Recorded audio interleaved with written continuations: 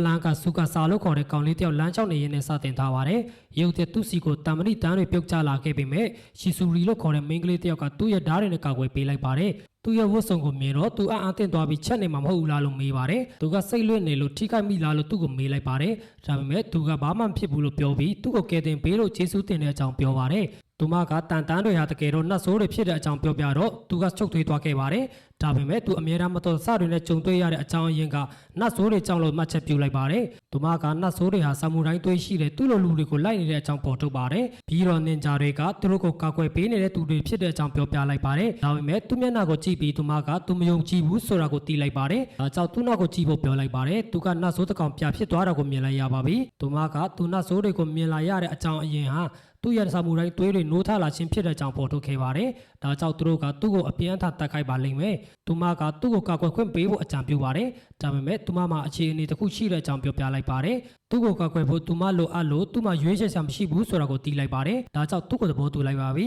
။ဒါပေမဲ့သူမကရုတ်တရက်သူ့အိမ်အကြောင်းမေးခွန်းတွေမေးလာပါတော့တယ်။ဒါကြောင့်သူမကဘယ်လိုလူမျိုးလဲလို့သူကတွေးနေခဲ့ပါတယ်။သူတို့သူ့အိမ်ကိုသွားကြပြီးအဲ့ဒီမှာသူမကအဝတ်အစားတွေလဲလိုက်ပါတယ်။ပြီးတော့သူ့အတွက်တက်ခိုက်နေတဲ့အချိန်မှာသူ့ကိုထောက်ပံ့ဖို့တောင်းဆိုလိုက်ပါတယ်။သူကသဘောတူတဲ့အခါသူမကပျော်ရွှင်သွားခဲ့ပါတယ်။ပြီးတော့သူ့စီကကွပ်ပြချက်ရပြီးတဲ့နောက်ဗီဒီယိုဂိမ်းတွေစဆိုလိုက်ပါတယ်။သူမကသူမနင်ဂျာရဲ့ဂိမ်းအကျိုးအဖြစ်မိတ်ဆက်လိုက်ပါတယ်။တပတ်လောက်ကြာသွားပြီးသူမကစားတာအိတ်တာနဲ့ဗီဒီယိုဂိမ်းဆော့တာပဲလုပ်တဲ့သူ့ရဲ့အိမ်မက်ဘဝမှာနေထိုင်နေခဲ့ပါတယ်။ဒါပေမဲ့သူ့ကိုလာတိုက်ခိုက်တဲ့နတ်ဆိုးတွေကိုအကောင်းဆုံးတိုက်ခိုက်ဖို့ကြိုးစားမယ်လို့သူ့ကိုအာမခံခဲ့ပါတယ်။သူတို့တော့ထွက်နေလားလို့သူမကမေးလိုက်ပါတယ်။ဒါပေမဲ့သူကပျော်ရွှင်နေတဲ့အကြောင်းပြောလိုက်ပြီးသူဟာလူမှုဆက်ဆံရေးမကောင်းလို့အမြဲတမ်းတယောက်တည်းနေခဲ့ရတဲ့အကြောင်းချင်းပြပါတယ်။သူကသူမကိုသူနဲ့အတူနေရတာဒုက္ခရောက်နေမလားလို့မေးလိုက်ပါတယ်။ဒါပေမဲ့သူမကသူဟာသူမဘဝမှာတွေ့ဘူးသမျှအကောင်းဆုံးလူပဲလို့ပြောလိုက်ပါတယ်။သူကသူမကိုသူ့အနားမှာရှိနေတာကြိုက်တယ်လို့ပြောတော့သူမကသူဟာ6ကတ်နေတဲ့မိန်းမတွေကိုကြိုက်တယ်လားလို့တွေးလိုက်မိပါတယ်။ဒါပေမဲ့သူကအဲ့လိုမဟုတ်ဘူးလို့ပြောလိုက်ပါတယ်။ဒါနဲ့သူမကနောက်တစ်ပါလို့ပြောလိုက်ပါတယ်။သူကအဝတ်ချေပွန်တာကိုကျေးဇူးတင်ပေမဲ့ရေချိုးဖို့သွားရင်သူ့ကိုစကားပြောတော့ကမျက်နှာหนีသွားတာကိုသူတတိထားမိမလားလို့စိတ်ချုပ်ထွေးသွားခဲ့ပါတယ်။အဲ့ဒီနောက်မှာသူမကစုကစားကိုတိုက်ခိုက်ဖို့ကြိုးစားနေတဲ့နတ်ဆိုးတကောင်ကိုနှိမ်နင်းလိုက်ပါတယ်။သူကသူမကိုနောက်တစ်ချိန်ကယ်တင်ပေးလို့ကျေးဇူးတင်ပေမဲ့သူမကဒါဟာသူမရဲ့အလုပ်ပါလို့ပြောလိုက်ပါတယ်။သူဟာသူမအမှုထမ်းခဲ့တဲ့တခြားသခင်တွေနဲ့မတူဘူးလို့သူမကတွေးနေမိပါတယ်။ဘာလို့လဲဆိုတော့သူမကဗီဒီယိုဂိမ်းတွေကိုကစားရင်အချိန်ကုန်နေတာကိုသူကကြည့်မဆိုင်လို့ပါ။ဒါပေမဲ့သူကသူမကိုသူ့အနားမှာရှိနေရတာကြိုက်တယ်လို့ပြောပြီးတဲ့နောက်မှာတော့သူမဟာအဲ့ဒီလိုလောက်ရတာလောက်ပြောလို့မရတော့ပါဘူး။အိမ်မှုကိစ္စတွေကိုကူညီဖို့သူမစဉ်းစားပေမဲ့ဝီတယောက်လိုမတွေးသင့်ဘူးဆိုတာကိုသူမသိပါတယ်။ဒါကြောင့်စုကစားရဲ့အခြေအနေကိုပြောပြဖို့သူမကစီစဉ်လိုက်ပါတယ်။သူအိမ်ပြန်လာတော့သူမကြိုက်တဲ့ဂိမ်းအင်ဂျီတစ်ထည်ကိုသူယူလာတာကိုတွေ့ပြီးသူမအားတင်သွားခဲ့ပါတယ်။သူမကိုကာကွယ်ပေးလို့ကျေးဇူးတင်ကြောင်းပြတာပါလို့သူကပြောခဲ့ပါတယ်။ဒါပေမဲ့သူမကသူမကို view site ပေးလို့သူ့ကိုကျေးဇူးတင်တယ်လို့ပြောလိုက်ပါတယ်။သူမရေချိုးခန်းတဲ့ကိုတွားခဲ့ပေမဲ့သူမလှုပ်ခဲ့တာကိုချက်မိပြီးသူမရဲ့ဘဝကိုပျက်စီးနေတဲ့လူတစ်ယောက်လိုဆက်လက်နေထိုင်ရှင်တဲ့အကြောင်းသူ့ကိုပြောဖို့စီစဉ်ခဲ့ပါတယ်။သူမကသူ့ကိုအလွယ်တကူအနိုင်ယူမယ်လို့တွေးလိုက်ပြီးသူ့ကိုကိန်းကစားဖို့စိန်ခေါ်လိုက်ပါတယ်။ဒါပေမဲ့နောက်ဆုံးမှာသူမကချုံသွားခဲ့ပါတယ်။ဒါနဲ့သူအရင်ကစားဘူးလားလို့သူမကမေးလိုက်ပါတယ်။သူကတခါကချန်ပီယံဆုရခဲ့ဘူးတယ်လို့ပြောပြတော့သူမကအလေးအနက်ထားပြီးသူ့ကိုတိုက်ခိုက်ဖို့ဆုံးဖြတ်လိုက်ပါတယ်။ဒါပေမဲ့သူမကသူ့ကိုချင်းလို့မရသေးပါဘူး။သူကအတူတူအချင်းကုန်ရတဲ့သူတယောက်ရှိတာကောင်းတယ်လို့ပြောပြီးအနာကမှာသူမနဲ့နောက်တစ်ချိန်ကစားချင်တယ်လို့ပြောပါတယ်။ဒါကြောင့်သူမကမျက်နှာหนีသွားခဲ့ပါတယ်။ဒါပေမဲ့သူမစိတ်ချုပ်သွေးလာခဲ့ပြီးသူ့ကိုပြန်ကစားဖို့စိန်ခေါ်လိုက်ပါတယ်။သူကအဝတ်ချော်ဖို့လိုသေးတယ်လို့ပြောလိုက်ပါတယ်။ရတော့ချီဆူရီကစုကစားကိုနတ်ဆိုးတကောင်တိုက်ခိုက်နေတာကိုတီးလိုက်လို့တွားခဲ့ခဲ့ပါတယ်။နတ်ဆိုးကသူ့ကိုတိုက်ခိုက်ဖို့ကြိုးစားတဲ့အခါချီဆူရီကအကာအကွယ်တစ်ခုနဲ့ကောင်းဝယ်ပေးလိုက်ပါတယ်။ပြီးတော့သူ့ကိုဂိမ်းတစ်ခုပေးပြီးမစ်ရှင်တစ်ခုပြီးအောင်လုပ်ခိုင်းလိုက်ပါတယ်။သူဂိမ်းဆော့နေတော့ချီဆူရီကနတ်ဆိုးကိုရှင်းထုတ်ပေးလိုက်ပါတယ်။အဲ့ဒီနောက်မှာစုကစားကခရီးသွားဖို့ရှိတယ်လို့ပြောလိုက်ပါတယ်။ဒါကြောင့်ချီဆူရီကသူ့ကို9ရက်တိတိအန်ဒီရဲ့ခင်းအောင်ကာကွယ်ပေးမယ်။သူ့ရဲ့ဆာမူတိုင်းသွေးကိုဖုံးကွယ်ပြီးနတ်ဆိုးတွေကိုလက်စားမယ်အဆောင်တစ်ခုပေးလိုက်ပါတယ်။ဒါပေမဲ့အဲ့ဒီအဆောင်ကိုလုပ်ဖို့အချိန်အများကြီးယူရတာမို့သူနဲ့ရှုပ်ထားတဲ့စာချုပ်ကိုဖျက်ဖို့မစင်စားသင့်ဘူးလို့သူမကတတိပေးလိုက်ပါတယ်။စုကစားကလည်းအဲ့ဒီလိုမစင်စားပါဘူးလို့အာမခံလိုက်ပါတယ်။သူကတယောက်တည်းနေရမှာကိုမပူပင်ပေမဲ့သူမတယောက်တည်းနေနိုင်ပါမလားလို့မသိချဘူးလို့ပြောပြီးမထွက်ခွာခင်စားစရာဝယ်ဖို့ပတ်စံပေးခဲ့ပါတယ်။သူမဖုန်းကိုကြည့်နေတော့သူမကြိုက်တဲ့ character ရဲ့ရှားပါရုပ်တုတစ်ခုကိုတွေ့လိုက်ရပါတယ်။ဒါပေမဲ့စုကစားကိုဝယ်ခိုင်းဖို့မသင့်တော်ဘူးလို့တွေးပြီးသူပေးထားတဲ့စားစရာဘူးနဲ့ဝယ်ဖို့ဆုံးဖြတ်လိုက်ပါတယ်။ပဲပင်ပေါက်ကိုစားပြီးတော့အသက်ဆက်ခဲ့ရပါတယ်။သူပြန်လာတဲ့အခါသူမကသမင်းချက်ပေးဖို့တောင်းဆိုပေမဲ့သူကသူမအထွက်အဲ့ဒီရုပ်တုကိုဝယ်လာတာကိုမြင်လိုက်ရတဲ့အခါအံ့တင်သွားခဲ့ပါတယ်။နောက်တနေ့မနေ့မှာချီဆူရီနိုးလာတဲ့အခါစုကစားအလုတ်သွားပြီဆိုတာကိုတီးလိုက်ရပါတယ်။ဒါပေမဲ့သူကသမင်းချိုက်မိတ်သွားတာကြောင့်သူ့ကိုဖုန်းဆက်ပြီးသွားဖို့ပေးမယ်လို့ပြောလိုက်ပါတယ်။သူကသူမအိမ်ကနေထွက်သွားလို့အဆင်ပြေပါမလားလို့မေးပြီးသူမဘယ်မှာလဲလို့မေးပါတယ်။သူကသူမစီလာခဲ့မယ်လို့ပြောခဲ့ပေမဲ့သူမကရုတ်တရက်သူ့ရှိမှပေါ်လာခဲ့ပါတယ်။ သူကတယ်လီဖုန်းနီးပညာကိုသုံးခဲ့တယ်လို့ပြောပြခဲ့ပေမဲ့သူကလူတွေမြင်သွားရင်အဆင်ပြေပါမလားလို့မေးလိုက်ပါတယ်သူမကဘယ်သူမှမမြင်အောင်တေချာလှုပ်ထားတယ်လို့အာမခံခဲ့ပေမဲ့သူကဘယ်သူမှတယ်လီဖုန်းနီးပညာကိုမသိရင်တော့သူမရဲ့ဝတ်စုံတွေမှာထင်ရှားသေးတယ်လို့ထောက်ပြလိုက်ပါတယ်သူကသမင်းချယူလာပေးလို့ကျေးဇူးတင်လိုက်ပြီးသူမကဗီဒီယိုဂိမ်းအသစ်တွေကိုဝယ်ပေးဖို့အကူအညီတောင်းခဲ့ပါတယ်သူကဝယ်လိုက်ပါလို့ပြောလိုက်တာကြောင့်သူမပျော်သွားခဲ့ပါတယ်တစ်ဖက်မှာလည်းအာယာဆိုတဲ့နင်ဂျာတယောက်ကချီဆူရီရဲ့အကြောင်းကို Twitter တစ်ခုကိုတွေ့ပြီးစိတ်တွေတုန်လှုပ်သွားခဲ့ပါတယ်သူမကချီဆူရီကိုနှစ်ပေါင်းများစွာချောက်ဝင်နေခဲ့တာမှာသူမကချီဆူရီကိုနင်ဂျာမျိုးနွယ်စုရဲ့အတော်ဆုံးပါရမီရှင်တွေထဲကတယောက်လို့သတ်မှတ်ထားပြီးသူမကိုမျိုးနွယ်စုရဲ့အနာဂတ်ခေါင်းဆောင်အဖြစ်သတ်မှတ်ကာအာယာအားလုံးကိုပေးဆက်ဖို့ဆန္ဒရှိနေခဲ့ပါတယ်ဒါပေမဲ့အာယာအင်ကိုရောက်လာတဲ့အခါချီဆူရီကဗီဒီယိုဂိမ်းဆော့နေတာကိုမြင်လိုက်ရလို့အံ့အားသင့်သွားပါတယ်ဆူဂါဆာကချီဆူရီကိုအပြင်ကိုချိခိုင်းလိုက်တဲ့အခါအာယာငိုနေတာကိုမြင်လိုက်ရလို့သူမကိုအိမ်ထဲကိုခေါ်လိုက်ပါတယ်အာယာကချီဆူရီဘယ်လိုဖြစ်သွားတာလဲဆိုတာကိုမယုံနိုင်ပဲသူမရဲ့အထွေအပြင်ကိုဝေဖန်ပြီးဆူဂါဆာကသူမကိုဒီလိုဖြစ်အောင်လုပ်တယ်လားလို့မေးပါတယ်သူမကဆူဂါဆာကိုဂယူဆိုင်ပေးမယ်လို့ပြောလိုက်တဲ့အခါချီဆူရီကသူမရဲ့အော်ရာကိုတုံးပြီးချိန်ချောက်ဖို့ကြိုးစားပါတယ်။ဒါပေမဲ့ကြောက်မဲ့အစာစိတ်လှုပ်ရှားသွားတာကြောင့်ချီဆူရီကသူမကိုလွင့်ထွက်သွားအောင်လုပ်ပြီးဆူဂါဆာကိုသူမတိတဲ့သူတွေအားလုံးဒီလောက်မထူးဆန်းဘူးလို့ပြောလိုက်ပါတယ်။ဆူဂါဆာကချီဆူရီအတွက်လက်ဖက်ရည်ဖြောပေးပေမဲ့သူမကစော့နေတဲ့ဂိမ်းကိုပဲအာရုံစိုက်နေပါတယ်။သူကသူမအိတ်တင်တယ်လို့ပြောလိုက်ပါတယ်။သူမဆက်စော့နေတော့ပဒင်းပေါက်ကိုတောက်ချောက်လာခောက်နေတဲ့အပြင်အာရုံပြတ်သွားခဲ့ပါတယ်။သူလဲလို့ကြီးလိုက်တဲ့အခါဟီနာဆိုတဲ့နင်ဂျာတယောက်ကသူတို့ရဲ့လတာဆောင်မှာငိုနေတာကိုမြင်လိုက်ရလို့အံ့အားသင့်သွားခဲ့ပါတယ်။ရုပ်သက်မီးပြတ်သွားပြီးချီဆူရီစိတ်ပြတ်သွားခဲ့ပါတယ်။ဘာလို့လဲဆိုတော့ဂိမ်းတွေကတိုးတက်မှုအားလုံးဆုံးရှုံးသွားလို့ပါ။ဟီနာကမုန်တိုင်းကြောင့်ဒုက္ခရောက်နေခဲ့ပြီးသူတို့ကိုကူညီဖို့တောင်းပန်တာကြောင့်အိမ်ထဲကိုခေါ်လိုက်ပါတယ်။ချီဆူရီကသူမကန်ဆိုးနေတုံးပဲလို့ပြောပြီးဆူဂါဆာရဲ့ဖုန်းရုပ်သက်ပြတ်သွားတဲ့အခါသူမရဲ့ကန်ဆိုးမှုကတခြားသူတွေကိုပါကူးဆက်သွားတယ်ဆိုတာကိုသိလိုက်ရပါတယ်။ဒါကြောင့်သူမကိုဂိမ်းမာတွေရဲ့ရန်သူလို့သတ်မှတ်လိုက်ပါတယ်။ဟီနာကနင်ဂျာရွာရဲ့တားမြစ်ချက်ကိုချိုးဖောက်ခဲ့တယ်လို့ပြောပြပါတယ်။ဘာလို့လဲဆိုတော့သူမရဲ့ဆရာကိုချစ်မိသွားလို့ပါသူမရဲ့ခံစားချက်တွေကိုဘုံကွယ်ဖို့ကြိုးစားခဲ့တယ်လို့ပြောရင်ငိုပါတော့တယ်သူမကသူမရဲ့ဆရာနဲ့ထိုက်တန်တယ်လို့မထင်ရပေမဲ့ချီဆူရီကအဲ့ဒါမမှန်ဘူးလို့ထောက်ပြလိုက်ပြီးဟီနာကသူမရဲ့တပည့်ဖြစ်ရှင်တယ်လို့ပြောပါတယ်အဲ့ဒီနောက်ဟီနာကနတ်ဆိုးကိုမီးလုံးနဲ့ပြစ်ပေမဲ့အလွယ်တကူရှောင်သွားခဲ့ပါတယ်ဒါကြောင့်ချီဆူရီကသူမရဲ့အစွမ်းကိုတုံးလိုက်ပြီးတက်ခိုက်ဖို့ပြောပါတယ်ဘာလို့လဲဆိုတော့အစပြုတ်နင်ဂျူစုတွေကအဲ့ဒီနတ်ဆိုးကိုအလုံးမဖြစ်လို့ပါချီဆူရီကနတ်ဆိုးအသေးတွေကိုချင်းထုတ်နေတော့အလေအလနင်ဂျူစုတွေကိုတုံးရင်ဟီနာအဆင်ပြေလိမ့်မယ်လို့တွေးလိုက်ပါတယ်ဒါပေမဲ့နတ်ဆိုးကိုတိုက်ခိုက်ဖို့ကြိုးစားတဲ့အခါမတော်တဆချီဆူရီစုပြင်လိုက်မိပါတယ်ဒါကြောင့်ဟီနာကကန်ဆိုးမှုကြောင့်အစပြုတ်တဲ့နင်ဂျူစုတွေကိုပဲတုံးနိုင်တယ်ဆိုတာကိုသိလိုက်ရပါတယ်နတ်ဆိုးကသူတို့စီပြေးလာတာကြောင့်ချီဆူရီကသူမရဲ့ဓာတ်ကိုတုံးပြီးရှင်းထုတ်လိုက်ပါတယ်ပြီးတော့ဟီနာကိုသူမမှာအလားအလာရှိတယ်လို့ပြောပြီးသူမရဲ့စွမ်းရည်တွေကိုယုံကြည်မှုရှိဖို့ပြောလိုက်ပါတယ်။သူကစားရောက်လာပြီးချီဆူရီကိုအနားယူဖို့ပြောလိုက်ပါတယ်။ဘာလို့လဲဆိုတော့သူမမအိပ်ရတာကြာပြီမလို့ပါ။ဒါပေမဲ့သူမကအမြဲတမ်းပြေးရဖို့ကြိုးစားခဲ့ပေမဲ့ဟီနာကသူမကိုအားကိုးနေလို့သူမရဲ့စွမ်းရည်တွေကိုပြသဖို့လိုအပ်တယ်လို့ပြောပါတယ်။သူကသူမကသူ့ကိုကာကွယ်တဲ့အခါဘယ်တော့မှပြေးရမနေဘူးလို့ပြောလိုက်တာကြောင့်သူမမျက်နှာရေးသွားပါတယ်။ဟီနာကသူမကိုတောင်းပန်ပြီးသူမကြောင့်တန်ရာရသွားလို့ချီဆူရီကိုအနောက်အချက်မပေးတော့ဘူးလို့ပြောလိုက်ပါတယ်။ဒါပေမဲ့ချီဆူရီကအဲ့ဒီလိုမဟုတ်ဘူးလို့ပြောလိုက်ပါတယ်။သူမရဲ့ဆရာတိုချူကိုမြင်လိုက်ရတဲ့အခါဟီနာအံ့အားသင့်သွားခဲ့ပါတယ်။တိုချူကသူမကိုစိတ်ပူလို့လာကြည့်တာလို့ပြောလိုက်ပြီးသူကသူမအတွက်စူးစမ်းအထောက်ပေးတာနဲ့တူချင်တာနေလို့အယရာကိုအလွန်အကျူးမလုပ်သင့်ဘူးလို့ပြောပါတယ်။ဆူကာဆာကသူနဲ့ချီဆူရီကိုသူ့လိုပဲလို့တွေးလိုက်ပါတယ်။နောက်ထပ်နှစ်ဆိုးတစ်ကောင်ပေါ်လာခဲ့ပြီးတိုချူကိုတိုက်ခိုက်ဖို့လုပ်နေတဲ့အခါဟီနာကသူ့ရှိမှရပ်ပြီးသူမကသူ့ကိုကောက်ွယ်ပေးမယ်လို့ပြောလိုက်ပါတယ်။တိုက်ခိုက်ဖို့ပြင်ဆင်နေတော့သူမကကန်ဆိုးတာကြောင့်သူမရဲ့အစွမ်းအကုန်သုံးဖို့အမြဲတမ်းကြောက်နေခဲ့တာကိုတွေးလိုက်မိပါတယ်။ဒါပေမဲ့သူမကကိုထိန်းချုပ်ထားတော့မှတောင်ချီဆူရီတန်ရာရသွားခဲ့ပါတယ်။ဒါကြောင့်သူမကအစပြုတ်နင်ဂျီစုကိုတုံးလိုက်ပြီးနတ်ဆိုးကိုတိုက်ခိုက်လိုက်ပါတယ်။ဒါပေမဲ့ချီဆူရီကအဲ့ဒီနီးနဲ့နတ်ဆိုးကိုမနိုင်ဘူးလို့တွေးပြီးဝင်ပါဖို့ဆုံးဖြတ်လိုက်ပါတယ်။ဒါပေမဲ့ဟီနာကနတ်ဆိုးကိုမီးလုံးနဲ့ပစ်လိုက်တဲ့အခါချီဆူရီကသူမရဲ့စွမ်းအားကိုမြင်ပြီးအံ့အားသင့်သွားကနတ်ဆိုးကပောက်ခွဲသွားခဲ့ပါတယ်။ဟီနာကအလေအလတ်နတ်ဆိုးတကောင်ကိုသူမဘာသာနိုင်တယ်ဆိုတာကိုမယုံနိုင်ပေမဲ့ပောက်ခွဲမှုမှာချီဆူရီလည်းပါသွားတာကိုသိလိုက်ရပါတယ်။အဲ့ဒီနောက်ချီဆူရီနဲ့ဆူကာဆာကအင်ကိုပြန်ရောက်တဲ့အခါဘယ်သူမှအနောက်အချက်မပေးနိုင်အောင်တကားကိုတန်နဲ့ရိုက်ပိတ်လိုက်ပါတယ်။သူမကကိန်းစော့နေခဲ့ပြီးသူကသူမမအိပ်ရတာကြာပြီမလို့အိပ်ဖို့ပြောခဲ့ပါတယ်။ဒါပေမဲ့သူမကကိန်းကိုအရင်ဆုံးပြီးအောင်လုပ်ဖို့လိုအပ်တယ်လို့ပြောပါတယ်။သူကကုမ္ပဏီကနေအရေးပေါ်အခြေအနေရှိလို့အလုပ်လာဖို့ပြောတဲ့ဖုန်းခေါ်ဆိုမှုကိုရုတ်တရက်ရလိုက်ပါတယ်။သူကထွက်သွားရမယ်လို့ပြောခဲ့ပေမဲ့သူမကအိပ်ပျော်နေပြီဆိုတာကိုသိလိုက်ရပါတယ်။ သူအပြင်ထွက်တဲ့အခါအာယာကဓာတ်နဲ့ရုပ်သက်ချင်းချောက်ပြီးသူနဲ့ချီဆူရီကြားကတခင်အစီခံစာချုပ်ကိုဖျက်သိမ်းဖို့ပြောပါတယ်သူမကသူချီဆူရီနဲ့အတူရှိနေရတာကိုမနာလိုဖြစ်နေခဲ့ပြီးမပူပေါင်းရင်သူ့ကိုတပ်ပစ်မယ်လို့ချင်းချောက်ပါတယ်ဒါပေမဲ့သူကသူမလုံနိုင်မယ်လို့မထင်ပါဘူးဘာလို့လဲဆိုတော့တပ်ဖြတ်ခြင်းဟာနင်ဂျာတွေအတွက်တားမြစ်ထားတဲ့အရာဆိုတာသူတီလိုပ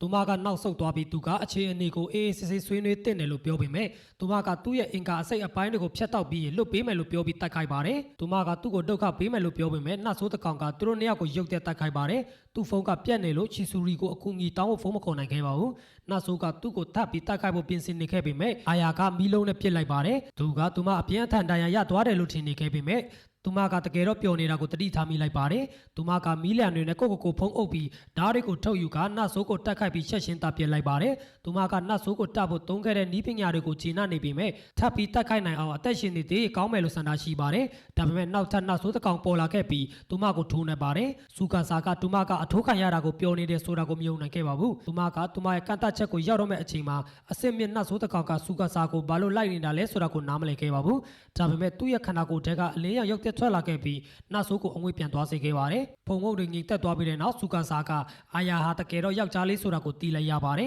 ။သူကဘာလို့မင်းကလေးအဖြစ်ဟန်ဆောင်နေတာလဲလို့မေးတဲ့အခါအာယာကယောက်ျားလေးဖြစ်ရတာကိုမုန်းတယ်လို့ပြောပါတယ်။သူကစူကာဆာကိုအကူအညီတောင်းဖို့အခွင့်အရေးမရှိဘူးဆိုတာကိုသိပေမဲ့သူ့ရဲ့လက်ဝက်ချက်ကိုချီဆူရီကိုဘယ်တော့မှမပြောပြဖို့တောင်းပါပါတယ်။သူမကသူ့နောက်မှာပေါ်လာတဲ့အခါသူကအံ့တင်သွားခဲ့ပါတယ်။သူမကနီးကပ်လာတာကြောင့်သူကချီဆူရီကိုသူ့ရဲ့လက်ဝက်ချက်ကိုမသိအောင်တားဆီးဖို့ချီဆူရီစီခုံဝင်သွားခဲ့ပါတယ်။သူမကဒေါ်ဒါထွက်ပြီးစူကာဆာစီကလက်တွေကိုဖယ်ရှားပေးမဲ့သူကမရွေ့နိုင်ဘူးလို့ပြောပါတယ်။သူမကဓာတ်ကိုထုတ်ပြီးအာယာကိုတိုက်ခိုက်ဖို့ပြင်ဆင်ခဲ့ပေမဲ့ကြောက်ရမယ့်အစားသူကစိတ်လှုပ်ရှားသွားပါတယ်။စူကာဆာကအာယာကိုမရွေ့နိုင်ဘူးလို့ပြောပြီးသူမကိုတားလိုက်ပါတယ်။ဘာလို့လဲဆိုတော့သူကနှဆိုးတစ်ကောင်စီကသူ့ကိုကောက်ွယ်ပေးခဲ့လို့ပါဒါပေမဲ့သူမကယုံကြည်ရခက်နေခဲ့ပါတယ်အာယာကဂျမ်းပစ်ပေါ်မှာဘလုံးနှလုံးကိုတွေ့ပြီးချီဆူရီကိုလှည့်စားဖို့သူ့ရဲ့ရင်ဘတ်ထဲကိုထည့်လိုက်ပါတယ်ပြီးတော့သူကစူကာဆာအပေါ်ကိုလဲကျသွားခဲ့ပြီးသူမကိုတောင်းပန်ပြီးခေါင်းမူးနေလို့ပါလို့ပြောပါတယ်အဲ့ဒီနောက်ချီဆူရီကစူကာဆာရဲ့ဒဏ်ရာတွေကိုကုသပေးခဲ့ပြီးသူ့ကိုကောက်ွယ်ဖို့သူမမရှိလို့တောင်းပန်ခဲ့ပါတယ်ဒါပေမဲ့သူကမစင်စားပဲအပြင်ထွက်သွားတာကသူ့အမားလို့ပြောလိုက်ပါတယ်သူမကသူမရဲ့တာဝန်တစ်ခုထဲကသူ့ကိုကောက်ွယ်ဖို့ပဲလို့ပြောပြီးသူကသူမကိုကျူးဆိုင်ပေးပေမဲ့သူမကသူ့ရဲ့အလုပ်ကိုမလုပ်နိုင်ခဲ့ပါဘူးဒါကြောင့်သူမကိုအစားထိုးဖို့ဆန္ဒရှိရင်နားလည်ပေးနိုင်တယ်လို့ပြောပါတယ်ဒါပေမဲ့သူကသူမအိမ်မှာရှိနေရင်တက်တာခံစားရတယ်လို့ပြောလိုက်တာကြောင့်သူမမျက်နှာရဲသွားပါတယ်သူမကအဲ့ဒီလိုဆိုရင်သူနဲ့ဆက်နေမယ်လို့ပြောလိုက်ပါတယ်ဘာလို့လဲဆိုတော့သူတို့ရဲ့လက်ရှိအစီအစဉ်ကိုသူမလည်းကြိုက်လို့ပါသူမကသူ့ကိုဂိမ်းအတူတူဆော့ဖို့ပြောပြီးသူကနောက်ကျနေပြီဖို့အနားယူတင်တယ်လို့တွေးလိုက်ပါတယ်ဒါပေမဲ့သူမကမနှက်ဖြန်သူ့ရဲ့အားလျက်ဆိုတာကိုတတိပေးလိုက်ပါတယ်နောက်တစ်နေ့မှာစူကာဆာကအမိုက်ထုတ်ဖို့သွားတဲ့အခါသူ့ရဲ့အိမ်နီးချင်းတစ်ယောက်လုံးပြောင်းရွှေ့နေတာကိုတတိထားမိပါတယ်အာယာကသူတို့ရဲ့အဆောက်အုံထဲကိုပြောင်းရွှေ့နေတာကိုသူတီးလိုက်ရပါတယ်ရှီဆူရီကအံ့အားသင့်သွားခဲ့ပါပြီဘာလို့လဲဆိုတော့သူမကဟီနာတို့ဘေးကတိုက်ခန်းမှာနေတာကိုတွေ့ရလို့ပါဟီနာကချီဆူရီကိုစိတ်မပူသင့်ဘူးလို့ပြောလိုက်ပါတယ်ဘာလို့လဲဆိုတော့တိုရှူနဲ့အတူအချိန်ကုန်တဲ့အခါမကောင်းတဲ့အရာတွေရှားပပဖြစ်တာလို့ပါဟီနာကသူမရဲ့ကန်ဆိုးမှုဟာသူမရဲ့စိတ်အခြေအနေပေါ်မူတည်တယ်လို့ပြောတဲ့အတွက်ချီဆူရီကသူ့ကိုဘာပဲဖြစ်သူမကိုပျော်ရွှင်အောင်ထားဖို့ပြောပါတယ်ချီဆူရီကအာယာကိုတခြားညကစူကာဆာနဲ့ဘာလုပ်နေတာလဲလို့မေးတဲ့အခါသူမကမတော်တဆတွေးဆုံခဲ့တာလို့ချင်းပြခဲ့ပေမဲ့ချီဆူရီရဲ့တွေးဆမှုကိုခံစားရတဲ့အခါစိတ်လှုပ်ရှားသွားခဲ့ပါတယ်ချီဆူရီကသူတို့အခုအိမ်နီးချင်းတွေဖြစ်နေပြီမို့စူကာဆာနဲ့အချိန်ဖြုံးတာကိုဝေမစွတ်ဖက်ဖို့တတိပေးပေမဲ့သူမပြောလိုက်တဲ့စကားတွေကိုတတိထားမိတဲ့အခါချက်သွားခဲ့ပါတယ်အဲဒီနောက်စူကာဆာဖျားသွားခဲ့ပြီးချီဆူရီကဘာလို့သေးလဲလို့မေးတဲ့အခါသူကစံပြုတ်ပြုတ်ဝေးဖို့တောင်းဆိုပါတယ်သူကအရာအားလုံးကိုလှုပ်လေရှိသူဆိုတာသူမသိပေမဲ့သူဖျားနေတော့မှသူမကကျူးဆိုင်နိုင်တယ်လို့တွေးလိုက်ပါတယ်သူမကစံပြုတ်ပြုတ်ဖို့သွားခဲ့ပေမဲ့ဘာလို့ရမှမသိတာကြောင့်တွေးတဲ့ပါဝင်ပစ္စည်းအားလုံးကိုထည့်လိုက်ပါတယ်ဒါပေမဲ့အရာတာကဆိုးရွားတဲ့ဆိုတာကိုသိလိုက်ရပါတယ်စူကာဆာကိုရေခဲမှုပဲစားလို့ရမလားလို့မေးတဲ့အခါသူမကသမင်းပြုတ်မပြုတ်နိုင်ဘူးဆိုတာကိုသူသိလိုက်ရပြီးသူ့ရဲ့ပတ်စံအိတ်ကိုယူသွားဖို့ပြောလိုက်ပါတယ်သူမအလင်းအမြန်ထွက်သွားတဲ့အခါနှဆိုးတစ်ကောင်နဲ့တိုက်မိပြီးအလွယ်တကူနိုင်လိုက်ပေမဲ့သူ့ရဲ့ပတ်စံအိတ်ပျောက်သွားခဲ့ပါတယ်ဟီနာကတူချူနဲ့အတူရောက်လာခဲ့ပြီးချီဆူရီဘာလုပ်နေတာလဲလို့မေးတဲ့အခါသူမကအကူအညီလိုတယ်လို့ဟီနာကိုပြောပါတယ်ဟီနာကသမင်းပြုတ်ပြုတ်ပေးပြီးချီဆူရီကသူမကိုအလုတ်လုတ်ခိုင်းလို့တောင်းပန်ခဲ့ပေမဲ့သူမကကူညီရတာပြောတယ်လို့ပြောပါတယ်ဒါကြောင့်ချီဆူရီကသူမကိုနတ်သမီးလေးလို့တွေးလိုက်ပြီးသူမနဲ့ဘာမှမတူဘူးလို့တွေးလိုက်ပါတယ်ဟီနာကချီဆူရီစူကာဆာအတွက်ချက်ပြုတ်နေတာကိုမယုံကြည်တာကြောင့်ချက်သွားပြီးသူမအတွက်ချက်နေတာလို့ချင်းပြပါတယ်သူ သူမကသမင်းပြုတ်ကိုသူ့ကိုပေးလိုက်တဲ့အခါသူမကကျေးဇူးတင်လို့သူမမျက်နှာရဲသွားခဲ့ပေမဲ့ရေချိုးဖို့လိုအပ်တယ်လို့ပြောပြီးအလင်းအများထွက်သွားပါတယ်သူကဆံပြုတ်ကိုစားပြီးအရသာရှိတယ်လို့တွေးရှိပေမဲ့သူမကစိတ်ငြိမ်အောင်ဂိမ်းဆော့ဖို့ကြိုးစားခဲ့ကဂိမ်းထဲကအကန့်အသတ်ရှိတဲ့အစီအစဉ်ပြီးသွားတာကိုမြင်ပြီးအံ့အားသင့်သွားပါတယ်ဆူကာဆာကကုံစုံဆိုင်ကိုသွားတဲ့အခါသူ့ရဲ့အိမ်နီးချင်းဟီရာမီကငွေကန်အဖြစ်အလုပ်လုပ်နေတာကိုတွေ့လဲရပါတယ်သူကစောစောစီဆေးဝက်ထွက်နေတာကိုသူမအံ့အားသင့်သွားလို့သူကသူ့ရဲ့အားလက်ရက်မှာအားလုံးကိုပြီးအောင်လုပ်ဖို့လိုတယ်လို့ရှင်းပြပါတယ်ချီဆူရီကသူ့စီကိုပြောင်းလာပြီးတဲ့နောက်သူကလုံးဝပြောင်းလဲသွားပြီဆိုတာကိုသူမတွေးလိုက်ပါတယ်သူတို့ဟာဆုံတွဲဖြစ်တယ်လို့သူမတွေးပေမဲ့သူမရဲ့အချစ်အာယုံခံကသူ့ကိုလုံးဝတုံ့ပြန်မှုမရှိတာကြောင့်သူ့မှာမားနေရမယ်လို့ကိုပြောလိုက်ပါတယ်သူမကသူ့ကိုလျှို့ဝှက်စွာစောင့်ကြည့်နေတယ်ဆိုတာကိုသိလိုက်ရပါတယ်ချီဆူရီကသူ့စီကိုပြောင်းလာတဲ့အခါသူမစိတ်လှုပ်ရှားခဲ့ပေမဲ့ချီဆူရီကအိမ်သွင်းအောင်နေသူဖြစ်တာကြောင့်စိတ်လှုပ်ရှားမှုဟာခဏတာဖြစ်ခဲ့ရပါတယ်သူမကဗီဒီယိုဂိမ်းတွေဆော့ရင်အချိန်ကုန်နေခဲ့ပြီးစူကာဆာအတွက်အိမ်မှုကိစ္စတွေအားလုံးကိုထားခဲ့ပါတယ်သူမအပြင်ထွက်တဲ့ရှာပပအခါတမရတွေမှာတော့ဂိမ်းပစ္စည်းတွေပို့ဝယ်ဖို့သူမရဲ့နေ့လည်စာဖိုးကိုတုံးပြီးပဲပင်ပေါက်ဝယ်ဖို့ထွက်ခဲ့ပါတယ်ချီဆူရီကတနေ့မှာစူကာဆာနဲ့ဈေးဝယ်ထွက်ဖို့ဆုံးဖြတ်ပြီးမတော်တဆသူ့အပေါ်လဲကျသွားပါတယ်ဟီမာရီကသူတို့ကိုလျှို့ဝှက်စွာထပ်ကြည့်နေခဲ့ပြီးသူကဒီလောက်ကံကောင်းတဲ့အရှိအနီမှာရှိနေပေမဲ့သူတို့အချင်းချင်းမချစ်ကြတာကိုသူမမယုံနိုင်သေးဘူးလို့အံ့အားသင့်သွားခဲ့ပါတယ်သူတို့ဈေးဝယ်ထွက်တဲ့အခါဟီမာရီကဟီနာနဲ့တိုရှူကိုလဲလဲဝဲစွာကြည့်နေခဲ့ပြီ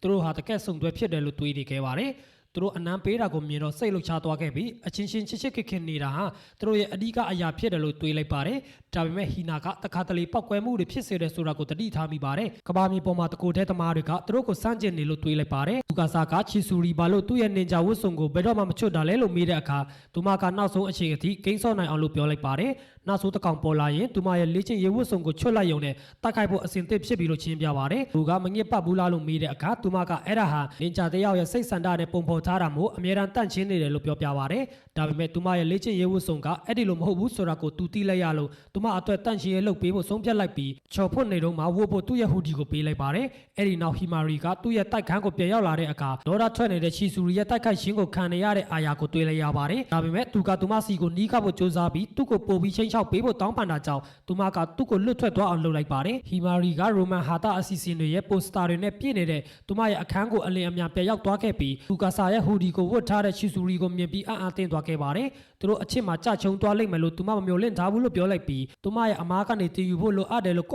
ုပြောလိုက်တာကြောင့်သူတို့ကိုဆက်ပြီးစောင့်ကြည့်နေခဲ့ပါတယ်ဇူကာဆာကခြောက်သွားတဲ့သူ့ရဲ့လေ့ကျင့်ရေးဝတ်စုံကိုချီဆူရီကိုပြန်ပေးလိုက်ပြီးသူမကသူ့ရဲ့နင်ဂျာဝတ်စုံကိုမဝတ်ထားဘူးဆိုတာကိုသိလိုက်ရလို့ဝတ်ဖို့အယမ်းပူတယ်လို့ပြောလိုက်ပါတယ်သူကလေ့ကျင့်ရေးဝတ်စုံကိုဝတ်ဖို့ပြောခဲ့ပေမဲ့သူမကသူ့ရဲ့ဟူဒီကိုကြိုက်လို့နောက်ထပ်ခဏလောက်ဝတ်ချင်တယ်လို့ပြောလိုက်ပါတယ်ဇူကာဆာရဲ့ကွန်ပျူတာကအလုံးမလုံးတော့လို့အင်တာနက်မှာဖြည့်ရှင်းနည်းကိုရှာဖွေပေမဲ့ဘာမှမတွေ့ခဲ့ပါဘူးချီဆူရီကသူမအပြင်းအထန်လေ့ကျင့်ထားလို့နိုင်မယ်လို့ယုံကြည်လိုက်ပြီးနောက်ထပ်ဂိမ်းတစ်ခုဆော့ဖို့သူ့ကိုစိန်ခေါ်လိုက်ပါတယ်သူတို့စဆော့တဲ့အခါသူမကသူ့ကိုနိုင်အောင်လုပ်နိုင်ခဲ့ပါတယ်သူမကနောက်ထပ်ပွဲတစ်ပွဲစဆော့တဲ့အခါသူကကွန်ပျူတာအသစ်ဝယ်ဖို့အချိန်တန်ပြီလို့ပြောလိုက်ပြီးသူမဂိမ်းဆော့ဖို့သုံးနိုင်အောင်ကောင်းမွန်တဲ့အသေးစိတ်အချက်အလက်တွေနဲ့ဂိမ်းကစားတဲ့ PC တစ်လုံးဝယ်ဖို့စဉ်းစားနေခဲ့ပါတယ်ဒါပေမဲ့ကောင်းမွန်တဲ့ဂိမ်းကစားတဲ့ကွန်ပျူတာကိုဘယ်လိုရှာရမလဲဆိုတာမသိတာကြောင့်သူမကိုဈေးဝယ်ထွက်ဖို့ဖိတ်ခေါ်လိုက်ပါတယ်သူမကအဲ့ဒါကိုဒိတ်တစ်ခုလို့တွေးလိုက်ပြီးစိတ်လှုပ်ရှားသွားခဲ့ပါတယ်သူမကဒိတ်အတွက်ဘာဝတ်ရမလဲလို့တွေးနေရင်ရေချိုးဖို့သွားလိုက်ပါတယ်ဘာလို့လဲဆိုတော့သူမမှာလေ့ကျင့်ရေးဝတ်စုံပဲရှိလို့ပါသူမကအဝတ်အစားအသစ်တွေဝယ်ဖို့စဉ်းစားနေခဲ့ပေမဲ့မတတ်နိုင်ခဲ့ပါဘူးပြီးတော့ဆိုင်တွေအားလုံးလည်းပိတ်သွားခဲ့ပါပြီနောက်တစ်နေ့စူကာဆာကထွက်သွားပြီးတဲ့နောက်ရှီဆူရီကဟီနာစီအကူအညီတောင်းဖို့သွားခဲ့ပေမဲ့အာယာကသူမတူချူနဲ့ဒိတ်သွားနေတယ်လို့ပြောလိုက်ပါတယ်ရှီဆူရီကသူမဝတ်ဆရာတစ်ခုခုလိုတယ်လို့အာယာကိုပြောခဲ့ပေမဲ့သူမရဲ့ဒိတ်အကြောင်းကိုမပြောခဲ့ပါဘူးသူကသူမရဲ့အရက်ကြောင့်ဟီနာရဲ့အဝတ်အစားတွေနဲ့မတော်ဘူးလို့ပြောလိုက်ပြီးဝတ်စုံတစ်ခုပေးဖို့ကမ်းလှမ်းခဲ့ပါတယ်ဒါပေမဲ့အပြန်အလှန်အနေနဲ့သူကြိုက်တဲ့အရာကိုလုပ်ပေးဖို့တောင်းဆိုလိုက်ပါတယ်သူမမှာတခြားရွေးချယ်စရာမရှိတော့တာကိုမြင်တော့သူ့ရဲ့ကမ်းလှမ်းချက်ကိုလက်ခံလိုက်ရပါတယ်အာယာကသူမကိုအဝတ်အစားရွေးချယ်ဖို့နဲ့မိတ်ကလိမ့်ဖို့ကူညီပေးရင်ဇူကာဆာနဲ့သူမရဲ့ဆက်ဆံရေးဟာတခင်နဲ့အစီခံထက်ပိုနေလားလို့မေးလိုက်ပါတယ်ရှီဆူရီကသူ့ကိုမနာလို့ဖြစ်အောင်လုပ်ရှင်လို့ဇူကာဆာကသူမနဲ့အတူနေရတာတက်တောက်တက်တာရှိတယ်လို့ပြောလိုက်ပါတယ်ဒါပေမဲ့သူကဇူကာဆာကသူမကိုချစ်သူတဲ့အိမ်မွေးတရိတ်ဆန်အဖြစ်ပို့ပြီးတွေးတယ်လို့ပြောလိုက်တဲ့အခါအံ့အားသင့်သွားခဲ့ပါတယ်သူကသူမကိုဇူကာဆာစီကနေခေါ်ထုတ်သွားဖို့အခွင့်အရေးလို့တွေးခဲ့ပေမဲ့သူမကဆက်ပြောနေရင်သူ့ရဲ့အသက်ကိုအဆုံးသတ်မယ်လို့ချိန်ချောက်လိုက်ပါတယ်သူကသူမရဲ့တွေးဆမှုကိုခန်းစားရလို့ပြောနေခဲ့ပါတယ်ဇူကာဆာကချီဆူရီကိုစောင့်နေတော့သူမကသူမရဲ့အဝတ်အစားကိုတတိထားနေတာကိုအံ့အားသင့်သွားခဲ့ပါတယ်ဘာလို့လဲဆိုတော့သူမကဖက်ရှင်ကိုကျူးဆိုင်မယ်လို့သူမထင်ထားလို့ပါဒါကြောင့်သူမအကြောင်းအားလုံးကိုသူနားမလည်ဘူးဆိုတာကိုသိလိုက်ရပါတယ်သူမရောက်လာတဲ့အခါလူတိုင်းရဲ့အာယုံကိုဖန်ဆားသွားခဲ့ပြီးသူမဘယ်လောက်ချစ်စရာကောင်းလဲဆိုတာကိုသူအံ့အားသင့်သွားခဲ့ပါတယ်သူမကသူ့ရဲ့ခံစားချက်အမှန်ကိုပြောခိုင်းဖို့စီစဉ်ခဲ့ပေမဲ့အဝတ်အစားလာလာပပဝတ်စားရတာစိတ်မဝင်စားလို့စိတ်လှုပ်ရှားနေခဲ့ပါတယ်။ သူမကသူ့ရဲ့အာယုံစိုက်မှုကိုတောင်းဆိုနေတာကိုသူသိရမယ်လို့တွေးခဲ့ပေမဲ့ဖုန်းတော်လွတ်ကျသွားတာကြောင့်သူမရဲ့ဝတ်စုံကိုသူငီးဝဲသွားမလားလို့တွေးလိုက်ပါတယ်ဒါပေမဲ့သူမရဲ့ဝတ်စုံကအံ့ဩစရာကောင်းတယ်လို့ပြောလိုက်တာကြောင့်သူမမျက်နှာရဲသွားခဲ့ပြီးကိုမထိန်ရှုံနိုင်တော့ပါဘူးဒါကြောင့်ရေချိုးခန်းကိုအလင်းအမြန်ပြေးသွားလိုက်ပြီးသူမရဲ့ဝတ်စုံကိုသူကြိုက်လို့ဝမ်းသာမျက်ရည်တွေကျလာခဲ့ပါတယ်အဲဒီနောက်သူတို့ကကွန်ပျူတာအသစ်ဝယ်ဖို့အာကီဟာဘာရာကိုတွားခဲ့ကြပြီးချီဆူရီကသူမအကြိုက်ဆုံးစက်ကောင်တွေရဲ့ပိုစတာတွေကိုမြင်ပြီးအံ့အားသင့်သွားခဲ့ပါတယ်သူတို့ဟာဆိုင်တစ်ဆိုင်ကိုတွားပြီးသူမကရှားပါရုပ်ထုတစ်ခုကိုတွေးလိုက်ပြီးအဲ့ဒါတကယ်ရှိတယ်ဆိုတာကိုမယုံနိုင်ခဲ့ပါဘူးသူမကသူမကြိုက်တဲ့အရာတွေကိုစက်တိုက်တွေးနေပြီးသူမမကြိုက်တဲ့အရာတွေကိုလှုပ်ရင်းကြံတဲ့အချိန်တွေကိုကုံဆုံးနိုင်အောင်နတ်ဆိုးတွေအားလုံးကိုအမြန်ဆုံးနိုင်အောင်လုပ်ဖို့လိုအပ်တယ်လို့တွေးလိုက်ပါတယ်သူတို့ဘာသာတင်လဲလို့တွေးနေတော့ကင်ဘက်ဆိုင်တစ်ဆိုင်ကိုတွေးခဲ့ပေမဲ့စူကာဆာကသူတို့ရဲ့အဓိကရွေးချက်ကကွန်ပျူတာဝယ်ဖို့ပဲလို့ပြောလိုက်ပါတယ်ဒါပေမဲ့သူမဘယ်လောက်စိတ်လှုပ်ရှားနေတယ်ဆိုတာကိုမြင်တော့သူမလှုပ်ရှင်တာကိုလှုပ်ခွင့်ပေးဖို့ဆုံးဖြတ်လိုက်ပါတယ်သူတို့စားနေတော့ရှီဆူရီကသူမအများကြီးအပင်ပန်းခံပေးဖို့စားထားတာကြောင့်အမျိုးသမီးတယောက်လိုပို့ပြီးပြုမှုတင်တယ်လို့တွေးလိုက်ပါတယ်သူမဒီနေ့အများကြီးစူးစမ်းအားထုတ်ရတဲ့အကြောင်းရင်းကစူကာဆာကသူမအပေါ်သူ့ရဲ့ခံစားချက်အမှန်ကိုပြောခိုင်းဖို့စီစဉ်ထားတယ်ဆိုတာကိုပြန်အမှားရလိုက်ပါတယ်ဒါပေမဲ့သူမကအယမ်းပျော်နေလို့အဲ့ဒါကိုမေ့သွားခဲ့ပါတယ်သူမကိုမြင်တဲ့အခါသူဘာပြောလဲဆိုတာကိုပြန်မမိဖို့စူးစမ်းခဲ့ပေမဲ့သူ့ရဲ့စကားလုံးအတိအကျကိုမမမိနိုင်တာကြောင့်စိတ်ကိုငြိမ်အောင်ထားလိုက်ပါတယ်သူမရဲ့ဝတ်စုံကကောင်းတယ်လို့သူပြောခဲ့တာကိုပြန်အမှတ်ရတဲ့အခါသူမမျက်နှာရေးသွားခဲ့ပြီးသူမအဆင်ပြေရဲ့လားလို့သူမိလိုက်ပါတယ်။ဒါကြောင့်ပူလို့ပါလို့ဆင်ရှည်ပေးလိုက်ရပါတယ်။စူကာဆာကသူ့ရဲ့တငယ်ချင်းမာဆာနဲ့တိုက်မိသွားခဲ့ပြီးသူ့ရဲ့ရှစ်သူကစူကာဆာကိုအနောက်ချက်မပေးဖို့ပြောခဲ့ပေမဲ့သူတို့အတူတူကြောင်းတက်ခဲ့ကြတာမို့အဆင်ပြေတယ်လို့ပြောလိုက်ပါတယ်။သူမကိုချစ်စရာကောင်းတယ်လို့ထင်လို့ချီဆူရီအကြောင်းမေးပြီးသူတို့ရှစ်သူတွေလားလို့တွေးနေလိုက်ပါတယ်။ဒါပေမဲ့စူကာဆာကသူတို့ဟာအခန်းဖော်တွေပဲလို့ပြောလိုက်တာကြောင့်မာဆာကအားလုံးကိုပြောပြဖို့တောင်းဆိုလိုက်ပါတယ်။ချီဆူရီကသူတို့နှစ်ယောက်အတွက်ရေခဲမဝယ်ပြီးပြန်လာတဲ့အခါစူကာဆာကိုမာဆာနဲ့တွေ့လိုက်ရပါတယ်။သူမကစူကာဆာကိုသူမကိုအိမ်မွေးတရိတ်ဆန်လို့ဆက်ဆံနေပုံရတယ်လို့ပြောတာကိုကြားလိုက်ရပြီးအာယာကလည်းအဲ့ဒီလိုပဲပြောခဲ့တာကိုပြန်အမှားရလိုက်ပါတယ်လူတိုင်းကအဲ့ဒီလိုတွေးနေတာကြောင့်စူကာဆာကသူမကိုအဲ့ဒီလိုမြင်နေရမယ်လို့တွေးလိုက်ပါတယ်ဒါပေမဲ့သူကမာဆာကိုနောက်ပြန်တွန်းလိုက်ပြီးသူမားနေတယ်လို့ပြောလိုက်ပါတယ်သူမကသူ့ကိုကယ်တင်ခဲ့တဲ့လူလို့ပြောလိုက်ပြီးသူတို့ဟာအချိန်တိုင်းအတူတူကုံဆုံးတယ်လို့ပြောလိုက်ပါတယ်သူမကိုမတွေ့ခင်မှာသူဟာဘာမှမဟုတ်တဲ့လူတစ်ယောက်ဖြစ်ခဲ့တယ်လို့ပြောလိုက်ပါတယ်ဒါပေမဲ့သူမကသူနဲ့အတူနေဖို့စတင်ကြတဲ့ကအမြဲတမ်းတယောက်တည်းနေရမယ့်အစားသူမနဲ့အတူနေရက်ကိုကုံဆုံးနိုင်ခဲ့ပါတယ်။သူမဟာသူ့အတွက်ဘယ်လောက်အတိတ်ပဲရှိလဲဆိုတာကိုသူသိလားလို့မာဆာကိုမေးလိုက်ပြီးသူမဟာသူ့အတွက်အလွန်အရေးကြီးတယ်လို့ပြောလိုက်ပါတယ်။ဒါကြောင့်မာဆာကသူတို့အတူတူပျော်ရွှင်နေတာကောင်းပါတယ်လို့ပြောလိုက်ပြီးတောင်းပန်လိုက်ပါတယ်။ချီဆူရီကသူ့ရဲ့ခံစားချက်အမှန်ကိုကြားပြီးတဲ့နောက်ငိုကြွေးလိုက်ပြီးသူမရဲ့နှလုံးသားကိုထပ်ပြီးတုန်လှုပ်အောင်လှုပ်တာမတရားဘူးလို့ပြောလိုက်ပါတယ်။ဒါပေမဲ့သူမရဲ့ခံစားချက်ကိုနားမလည်နိုင်ခဲ့ပါဘူး။ဘာလို့လဲဆိုတော့သူမရဲ့နှလုံးသားကတုန်ခါနေခဲ့ပေမဲ့နှွေးထွေးပြီးနူးညံ့နေလို့ပါ။သူမကအေးဆက်မှုကိုလည်းစတင်ခံစားရပြီးအံ့အားသင့်သွားခဲ့ပေမဲ့ရေခဲမုတ်ကြောင့်ပါလို့တီးလိုက်ရပါတယ်။အဲ့ဒီနောက်စူကာဆာကကွန်ပျူတာအတွက်ကူညီပေးလို့ကျေးဇူးတင်ပေမဲ့သူမကသူ့ကိုအာရုံမစိုက်တာကိုတွေ့လို့သူမအဆင်ပြေရလားလို့ပေးလိုက်ပါတယ်။သူမကအဆင်ပြေတယ်လို့ပြောပေမဲ့သူ့ရဲ့ခံစားချက်အမှန်ကိုကြားပြီးတဲ့နောက်သူမကသူ့မျက်နှာကိုတော့မကြည့်နိုင်ဘူးလို့ပြောလိုက်ပါတယ်။သူမကသူ့အပေါ်ဘာခံစားရလဲဆိုတာကိုမပြောတဲ့သူကသူမပဲလို့တွေးလိုက်ပြီးအားလုံးကိုပြောဖို့သူ့ရဲ့လက်ကိုဆွဲကင်လိုက်ပါတယ်။ဒါပေမဲ့နှက်ဆိုးတစ်ကောင်ကရုတ်တရက်ပေါ်လာတာကြောင့်သူမဒေါသထွက်ပြီးပောက်ကွဲပြစ်လိုက်ပါတယ်။သူမကသူတို့ရဲ့စကားဝိုင်းကိုဆက်ဖို့ကြိုးစားပေမဲ့သူမမှာတွေးတွေပေးချနေတာကြောင့်သူမအဆင်ပြေရလားလို့မေးလိုက်ပါတယ်။ဒါကြောင့်သူမငိုဖို့စတင်လိုက်ပြီးသူမနာကျင်နေလားလို့သူတွေးနေခဲ့ပါတယ်။ဒါပေမဲ့သူမရဲ့ခံစားချက်တွေကိုဖွင့်ပြောဖို့ပြည့်ပြည့်စုံတဲ့အခွင့်အရေးကိုဆုံးရှုံးသွားလို့ဝမ်းနည်းနေတာပါ။ဟီမာရီကစူကာဆာနဲ့ရှီဆူရီတို့ရောက်လာတာကိုစောင့်နေတာကိုတွေ့ရပါတယ်။ဘာလို့လဲဆိုတော့သူတို့ဟာတကက်ဆုံသွဲတွေလားဆိုတာကိုသိရင်လို့ပါသူတို့တိုက်ခန်းကိုပြန်လျှောက်လာတာကိုတွေးပြီးမဲ့ချီဆူရီမှာတွေးတွေပေးချနေတာကိုသိလိုက်ရလို့ဘာဖြစ်ခဲ့လဲလို့တွေးနေခဲ့ပါတယ်နောက်တစ်နေ့မှာဟီမာရီကဆူမူကီဆိုတဲ့သူမရဲ့တငယ်ချင်းနဲ့စကားပြောနေခဲ့ပြီးစူကာဆာနဲ့ချီဆူရီဆက်ဆံရေးအကြောင်းပြောပြပါတယ်သူမကသူတို့ရဲ့ဒိတ်ဘယ်လိုအဆုံးသတ်မလဲဆိုတာကိုကြည့်ဖို့အာရီပေါင်းများစွာစောက်ခဲ့တယ်လို့ထုတ်ဖော်ပြောခဲ့ပြီးမဲ့အဲ့ဒါဟာအဆိုးဆုံးအဆုံးသတ်ပဲလို့ပြောလိုက်ပါတယ်ဆူမူကီကသူမဟာအချက်အကြောင်းဘာမှမသိဘူးဆိုတာကိုသိလိုက်ရလို့စိတ်ဆိုးသွားပြီးမဲ့သူမမှာအတွေ့အကြုံမရှိဘူးဆိုတာကိုဝန်ခံလိုက်ပါတယ်အဲ့ဒီနောက်ဟီမာရီကသူမရဲ့တိုက်ခန်းကိုပြန်သွားခဲ့ပြီးချီဆူရီဟာစူကာဆာရဲ့ရှစ်သူဖြစ်လာဖို့အလားအလာရှိတယ်လို့တွေးလိုက်ပါတယ်။ဘာလို့လဲဆိုတော့သူမကသူ့ရဲ့ဟူဒီကိုဝတ်ထားလို့ပါ။ဟီမာရီကသူမပျော်ရွှင်နေတာကိုတွေ့ပြီးသူမအချစ်မှာကြချုံနေတယ်လို့တွေးပြီးမဲ့သူမရဲ့ကိန်းကစားတဲ့ PC ရောက်လာလို့ပျော်ရွှင်နေတယ်လို့ထုတ်ဖော်ပြောလိုက်ပါတယ်။အာယာကသူတို့ကိုတရေရောက်လိုက်နေတယ်လို့ပြောလိုက်ပြီးရှီကလာခဲ့ပေမဲ့ဟီမာရီကစိတ်မပူဖို့ပြောခဲ့ပါတယ်။ဘာလို့လဲဆိုတော့အဲ့ဒါကတာမန်လူတယောက်ပဲဆိုတာကိုသူမသိလို့ပါ။အာယာကသူမငားထားတဲ့အဝတ်အစားတွေအကြောင်းမေးခဲ့ပေမဲ့အဲ့ဒါတွေညစ်ပတ်နေလို့ပြန်မပေးခင်မှာတန့်ရှင်းရေးလှုပ်ရှင်တယ်လို့ရှင်းပြလိုက်ပါတယ်။သူမဝတ်ထားတဲ့ရွှေနှောက်ကိုနမ်းရှင်လို့အဲ့ဒါတွေကိုချော်စရာမလိုဘူးလို့သူကပြောပေမဲ့သူမကသူ့ကိုပြန်ဝဲသွားအောင်လုပ်လိုက်ပါတယ်။သူမရဲ့ကွန်ပျူတာကိုတတ်ဆင်ရတာစိတ်လှုပ်ရှားနေခဲ့ပေမဲ့ဟီမာရီကသူမဟာချုံနေသူတယောက်ပဲမို့သူမအတွက်မျောလင့်ချက်မရှိဘူးလို့မှတ်ချက်ချလိုက်ပါတယ်။နောက်တစ်နေ့မှာဟီမာရီကကုံစုံဆိုင်မှာဟီနာနဲ့တိုရှူကိုတွေ့ပြီးသူတို့ဟာတယောက်နဲ့တယောက်အတူတူနေရှင်တယ်လို့ပြောကြပါတယ်။ ဒါကြောင့်သူတို့ဟာပြည့်ပြည့်စုံတဲ့စုံတွဲတွေလို့တွေးလိုက်ပါတယ်သူမအိမ်ကိုပြန်လျှောက်လာတဲ့အခါစူကာဆာကိုတွေ့ပြီးသူကဘာလို့အစားအသောက်တွေအများကြီးဝယ်ခဲ့တာလဲလို့မေးလိုက်ပါတယ်ဒါကြောင့်သူကမနှက်ဖြန်အတွက်ပြင်ဆင်နေတယ်လို့ပြောလိုက်ပါတယ်။ဘာလို့လဲဆိုတော့သူကချီဆူရီနဲ့သူ့ရဲ့အားလည်းရဲ့တရက်လုံးကစားပေးမယ်လို့ကတိပေးထားလို့ပါ။ဟီမာရီကအိမ်မှုကိစ္စတွေကိုသူလုပ်နေတာလားလို့မေးလိုက်တော့သူကအများစုကိုသူလုပ်တယ်လို့ပြောပြလိုက်ပါတယ်။သူမကအဲ့ဒါကိုသူအစဉ်ပြေရလားလို့မေးလိုက်ပါတယ်။ဘာလို့လဲဆိုတော့ချီဆူရီကသူ့ကိုအလုပ်တွေအကုန်လုပ်ခိုင်းနေလို့ပါ။ဒါပေမဲ့သူမကသူမပဲလုပ်နိုင်တဲ့အလုပ်တစ်ခုကိုလုပ်ပြီးသူကိုကူညီတယ်လို့ရှင်းပြပါတယ်။သူကအိမ်မှုကိစ္စတွေလုပ်ပေးလို့သူမကိုအမြဲကျေးဇူးတင်တယ်ဆိုတာကြောင့်သူမပျော်ရွှင်တယ်လို့ပြောလိုက်ပါတယ်။သူတို့ဟာတိုက်ခန်းမှာချီဆူရီကိုတွေ့ပြီးသူဝယ်လာတဲ့အစားအသောက်တွေကိုသူမကိုပြလိုက်ပါတယ်။သူမကအဲ့ဒါတွေဟာ3ရက်စာအတွက်လုံလောက်တယ်လို့မှတ်ချက်ချလိုက်ပါတယ်။သူမကသူနဲ့ကစားရဖို့မျှော်လင့်နေခဲ့ပြီးသူမကိုဂရုစိုက်ပေးလို့ကျေးဇူးတင်နေခဲ့ပေမဲ့သူကသူ့ကိုကာကွယ်ပေးလို့သူမကိုလည်းကျေးဇူးတင်လိုက်ပါတယ်။ဟီမာရီကသူတို့မှာတကယ်ကိုကောင်းမွန်တဲ့ဆက်ဆံရေးရှိတယ်ဆိုတာကိုသိလိုက်ရပါတယ်။ဟီမာရီကဆူမိုကီနဲ့ထပ်စကားပြောနေခဲ့ပြီးစူကာဆာနဲ့ရှီဆူရီရဲ့ဆက်ဆံရေးကိုမကြိုက်ဘူးလို့ပြောပါတယ်။ဘာလို့လဲဆိုတော့သူတို့ရဲ့အချစ်ဟာအစစ်မှန်တယ်လို့သူမမထင်လို့ပါ။ဒါပေမဲ့ဆူမိုကီကသူမတကယ်တော့အဆင်ပြေတယ်ဆိုတာကိုသိရပါတယ်။ဟီနာနဲ့တိုရှူဟာပန်းချမှာရှိနေတာကိုတွေ့ရပါတယ်။အဲ့ဒီမှာသူတို့ဟာနတ်ဆိုးတစ်ကောင်ရဲ့တက်ကိုက်ရှင်းကိုခံခဲ့ရပါတယ်။ဒါကြောင့်ဟီနာကသူမရဲ့နင်ဂျင်စုကိုပောက်ကွဲပစ်လိုက်ပါတယ်။ကာနာဆိုတဲ့နင်ဂျာတစ်ယောက်ကရုတ်တရက်ပေါ်လာခဲ့ပြီးနာကသူမကိုရှင်နိုဘီရွာရဲ့ခေါင်းဆောင်အဖြစ်မှမိလိုက်ပါတယ်။သူတို့ဟာရှီဆူရီရဲ့အချိန်ဖြုံးနေတာကိုသူမသိပါတယ်။ဒါကြောင့်သူမကချီဆူရီကိုဘယ်မှာရှာတွေ့နိုင်လဲလို့ဟီနာကိုမေးလိုက်ပါတယ်။ဘာလို့လဲဆိုတော့သူမကသူမထက်ပိုကောင်းတယ်ဆိုတာကိုတက်တည်ပြရှင်လို့ပါ။ဒါကြောင့်ဟီနာကကာနာကိုသူမရဲ့တိုက်ခန်းကိုခေါ်သွားပြီးသူမကသူမထက်ပိုကောင်းတယ်ဆိုတာကိုတက်တည်ပြရှင်လို့ချက်ချင်းစင်ခေါ်လိုက်ပါတယ်။သူမဟာချီဆူရီရဲ့မိမိကိုကျင်းညာထားတဲ့ပြိုင်ဘက်ဖြစ်တယ်ဆိုတာကိုသိလိုက်ရပါတယ်။ဒါပေမဲ့သူမကကျူးဆိုင်ပုံမရပဲသူမကကာနာကိုသူမစီမှာအမြဲရှုံးနေတယ်လို့တတိပေးရင်သူမရဲ့ဂိမ်းကိုဆက်ကစားနေခဲ့ပါတယ်။ဒါကိုကြားတော့သူမစိတ်ဆိုးသွားခဲ့ပြီးဟီနာကသူမကိုငြိမ်အောင်စူးစမ်းပေးမယ်သူမခွင့်ပြုချက်မရှိပဲရွာကထွက်လာလို့သူ့ကိုစူပူဖို့စတင်လိုက်ပါတယ်။သူမကလုံးဝအတုံးမကျဘူးလို့ပြောလိုက်ပါတယ်။ဒီဆူရီကကာနာကသူမရဲ့စိတ်အခြေအနေကိုဖျက်ဆီးစေလို့စိတ်လှုပ်ရှားသွားခဲ့ပြီးဟီနာရဲ့ကန်ဆိုးမှုကပောက်ကွဲမှုတစ်ခုဖြစ်စေတဲ့အခါသူမကမှန်အသားအစီတစ်ခုလုပ်ဖို့ကြိုးစားပါတယ်။ဒါပေမဲ့သူမနောက်ကျသွားခဲ့ပြီးတက်ကန်းတစ်ခုလုံးပျက်စီးသွားခဲ့ပါတယ်။စူကာဆာကဘာဖြစ်သွားတာလဲလို့မေးလိုက်ပါတယ်။ဒါပေမဲ့အရာအလုံးကရုတ်တရက်ပုံမှန်အတိုင်းပြန်ဖြစ်သွားခဲ့ပြီးဘသူကအသားအစီတစ်ခုလှုပ်လိုက်တာလဲလို့သူတို့တွေးနေကြပါတယ်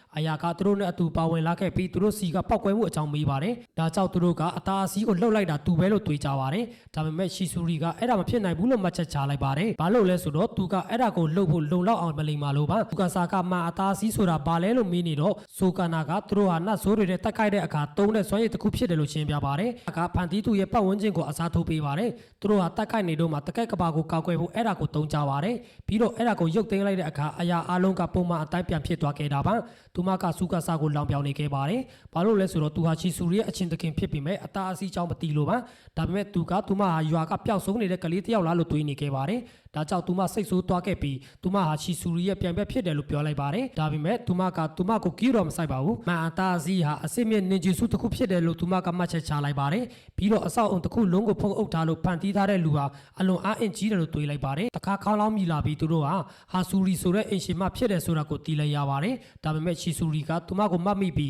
းသူမဒီမှာဘာလုပ်နေတာလဲလို့မေးလိုက်ပါတယ်။ဒါပေမဲ့သူမကရုတ်တရက်သူမရဲ့နောက်မှာပေါ်လာခဲ့ပြီးချီဆူရီကသူမရဲ့ထိတွေ့မှုကိုချုံနှိပ်သွားတယ်ဆိုတာကိုသိလိုက်ရပါတယ်။ဟာဆူကီဟာရှင်နိုဘီရွာရဲ့ခေါင်းဆောင်ဟောင်းဖြစ်တယ်လို့ထုတ်ဖော်ပြောလိုက်ပြီးသူမကိုတိုက်ခိုက်နီးကိုတင်ပေးခဲ့တဲ့သူဖြစ်ပါတယ်။ကာနာကသူမဒီမှာဘာလုပ်နေတာလဲလို့မေးလိုက်တော့သူမကပတ်စံရှာနေတယ်လို့ပြောလိုက်ပါတယ်။ပြီးတော့သူမဟာရွာကထွက်သွားပြီးတဲ့နောက်ယင်းနှီးမြုပ်နှံမှုမှာဆွဲလန်းသွားတယ်လို့မှတ်ချက်ချလိုက်ပါတယ်။ဒါပေမဲ့သ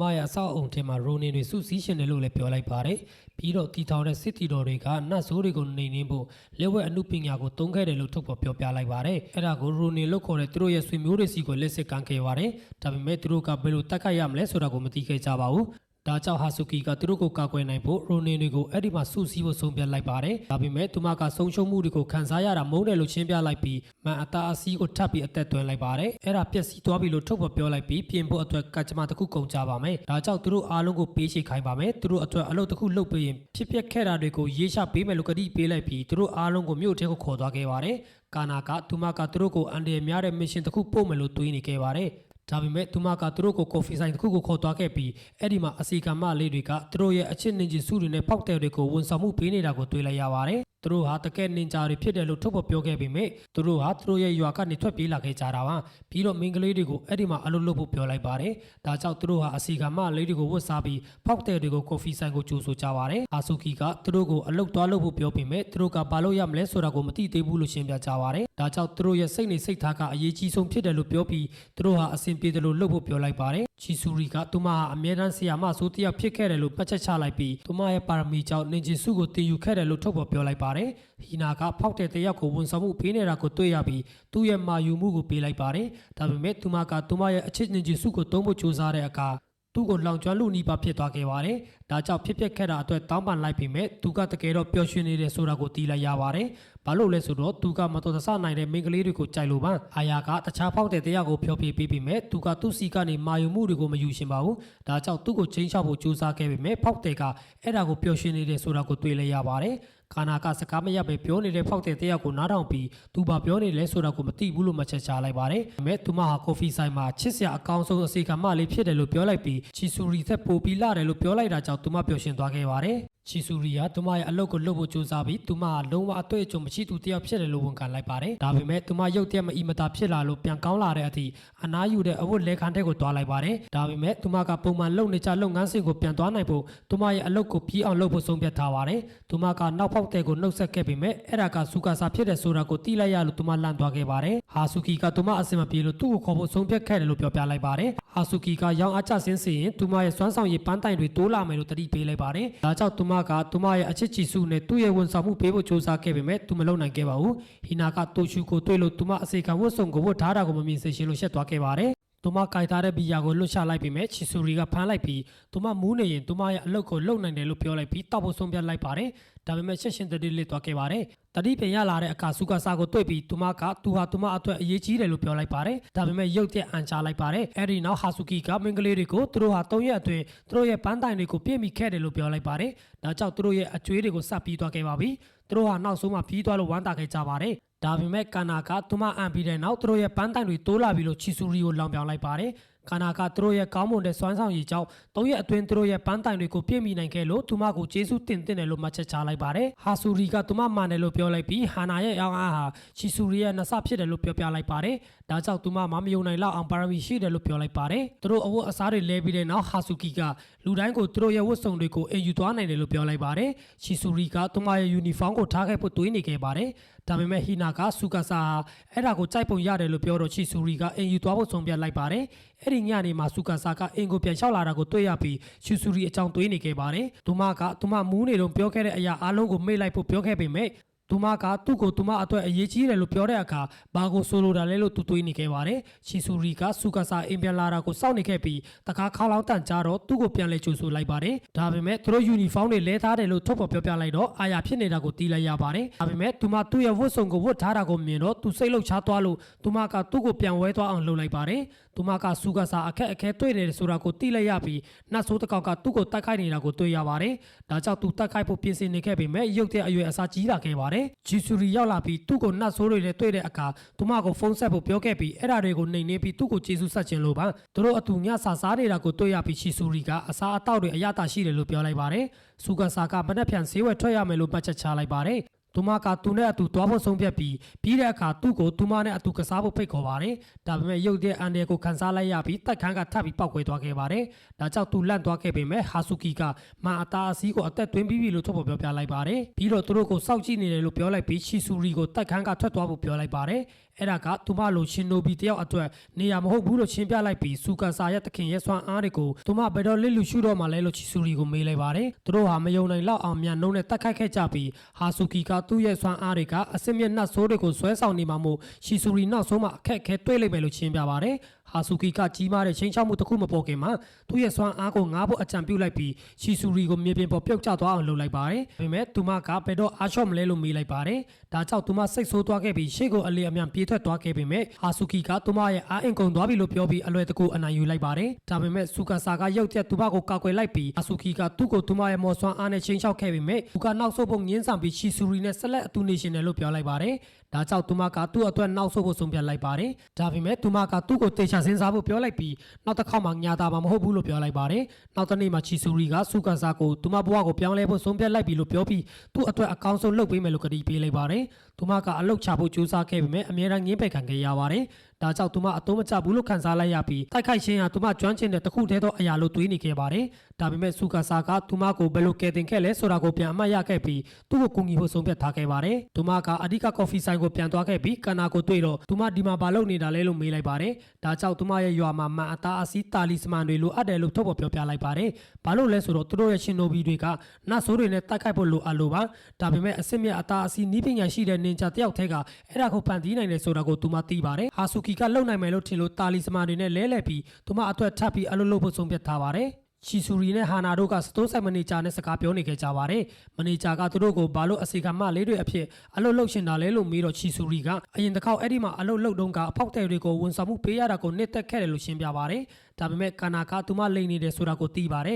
။ပြီးတော့ချီဆူရီဟာတက်ခိုက်တာပဲတော်ပြီးတာမန်အလုပ်မရှာနိုင်ဘူးဆိုတာကိုမှတ်ချက်ချလိုက်ပါတယ်။ဒါပေမဲ့ချီဆူရီကကာနာအစီကမလေးအဖြစ်ဖောက်တဲ့တွေကိုဝန်ဆောင်မှုပေးရတာကိုတကယ်နှစ်သက်လို့အဲ့ဒီမှာအလုပ်လုပ်ဖို့ဆုံးဖြတ်ခဲ့တယ်လို့တွေးနေခဲ့ပါတယ်။ဒါပေမဲ့သူမကအဲ့ဒါမဟုတ်ဘူးလို့ရှင်းပြလိုက်ပြီးသူမရဲ့ရွာကိုဂုဏ်ကြီးရှင်တာကြောင့်နောက်ဆုတ်ဖို့စဉ်းစားနေပါတယ်။ဒါပေမဲ့မန်နေဂျာကဟာဆူကီကသူတို့နှစ်ယောက်လုံးကိုငားဖို့ဆုံးဖြတ်ပြီးပြီလို့ထုတ်ဖော်ပြောပြလိုက်ပါတယ်။ပြီးတော့ကာနာရဲ့အရှိန်အနီကိုလည်းသူမသိပြီးသားပါ။ကာနာကကော်ဖီဆိုင်ကိုဖောက်တယ်တွေကိုကြိုးဆိုနေတာကိုတွေ့ရပါတယ်။သူမမှာပြန်လာဖို့မတက်တာလို့ပြောတော့သူတို့ကသူမအခုပုံမှန်ဝန်ထမ်းဖြစ်သွားလို့ဝမ်းသာကြပါတယ်။ဆူကာဆာအင်ကိုပြန်သွားတော့ချီဆူရီညစာချက်ထားတာကိုတွေ့ပြီးအံ့အားသင့်သွားခဲ့ပါတယ်။ဒါပေမဲ့သူမစိတ်ဖိစီးနေပုံရတယ်လို့သူကပြောလိုက်တော့သူမကအဆင်ပြေတယ်လို့ပြောခဲ့ပေမဲ့တကယ်တော့သူမကရုန်းကန်နေရတာကိုတွေ့ရပါတယ်။သူမကိုပြင်ဆင်ထားတဲ့အစားအသောက်တွေကိုစားပြီးအရသာရှိတယ်လို့ပြောလိုက်ပါတယ်။ဒါပေမဲ့ဟာဆူကီကသူမကိုစိတ်အနှောက်အယှက်ပေးနေတယ်လို့ထင်လို့တိုက်ခန်းကနေပြောင်းရွှေ့ဖို့အကြံပြုပါတယ်။သူတို့ပြောင်းရွှေ့ပြီးတဲ့နောက်သူတို့ရဲ့အရင်ဘဝတွေကိုပြန်သွားနိုင်တယ်လို့ပြောခဲ့ပေမဲ့သူမကအရာအလုံးပြောင်းလဲဖို့လိုတယ်လို့ရှင်းပြလိုက်ပါတယ်။သူမကတခြားလမ်းဘေးဆာမူရိုင်းတွေကိုကူညီနေတော့